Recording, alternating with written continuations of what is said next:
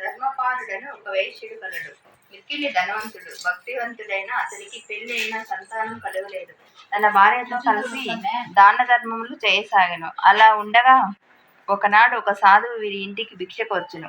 ధర్మపాలుని భార్య వేగమే బంగారు పళ్ళెంలో భిక్ష తీసుకురాగా సాధువు ఆ భిక్ష స్వీకరింపగా వెడలిపోసాగెను. కారణమేమియో చెప్పమనగా పుత్ర పౌత్రులు లేని ఇంట భిక్ష స్వీకరింపరాదని తెలిపి పరమేశ్వరుని గూర్చి తపం ఆచరింపుమని ఉపాయం చెప్పి వెళ్ళెను. పిదప ఆ దంపతులు చేసిన తపమునకు ప్రసన్నుడైన పరమేశ్వరుడు అల్పాయుష్కుడకు పుత్రుడు కలుగలడని వరమిచ్చి ఊరు వెలువలైన ఆలయం వద్ద గల మామిడి చెట్టు యొక్క ఒకే ఒక ఫలము నీ భార్య కోసం ఆనతిచ్చును అటలనేని ఆ ధర్మపాలుడు వృక్షని వారదత్తుడు అడిగెను. దానికి ఆ తల్లి అతని అల్పాయుషార్థం గల విషయమును చెప్పి యమభటులు వచ్చి తీసుకువెళ్ళిదరని శోకింపసాగింది. ఇది విని తల్లి నేను బ్రతికి ఉండగానే కాశీయాత్ర చేసి వచ్చుదునని తెలిపి తన మేనమామతో కాశీయాత్రకు బయలుదేరెను. మార్గమధ్యమున వారు ప్రతిష్ఠా నగరమును చేరుకొని ఒక పూదోటలో బస చేసిరి. ఆ పూదోట యందు సుశీల యను రాజకుమార్తె తన చెలికత్తెలతో ఆడుకొనుచుండెను.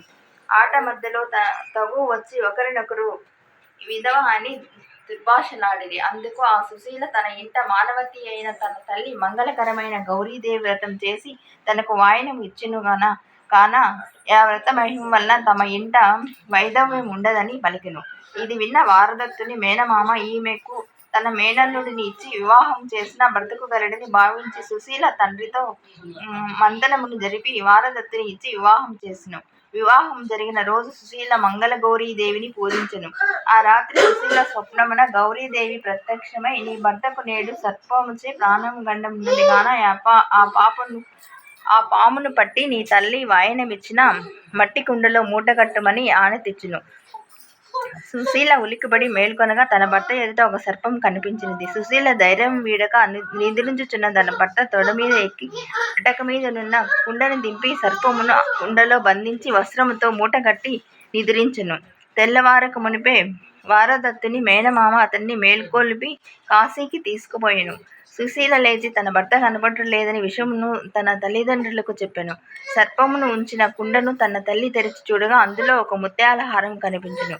అటు పిమ్మిట సుశీల తన తల్లిదండ్రులు తనకు మారు వివాహం జరుప యత్నమును తిరస్కరించి తన భర్త కోసం వేచి చూసిదనని పలికి మంగళగౌరీ పూజ చేయుచు బాటసారులకు అన్నదానం చేయుచు తాంబూలాది బహుమతులు ఇవ్వసాగెను. మరుసటి సంవత్సరమున కాశీ దర్శనం ముగించుకొని తన మేనమామతో కలిసి వారదత్తుడు తిరిగి వచ్చుచు సుశీల ఇంటి నగరములో బస చేసెను. ఆ రాత్రి అతడు స్వప్నమందు మంగళగౌరీదేవి యమభటులతో యుద్ధము చేసి ఓడించినట్టు గాంచెను.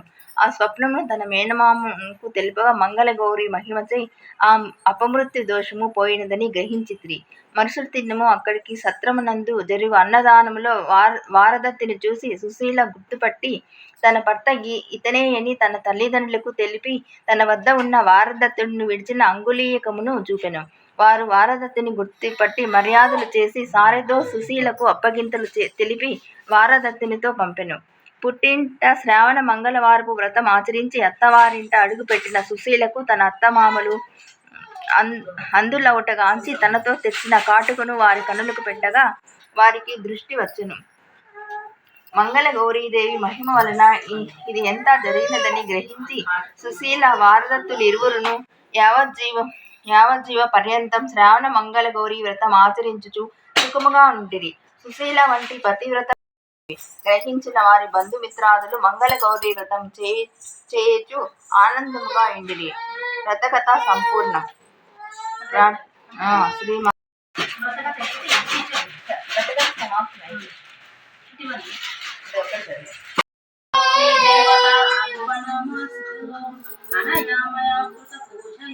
శ్రీ మంగళగౌరీ దేవతా సుప్రీతా సుప్రసన్నా వరదా భవతు మమ ఇష్టక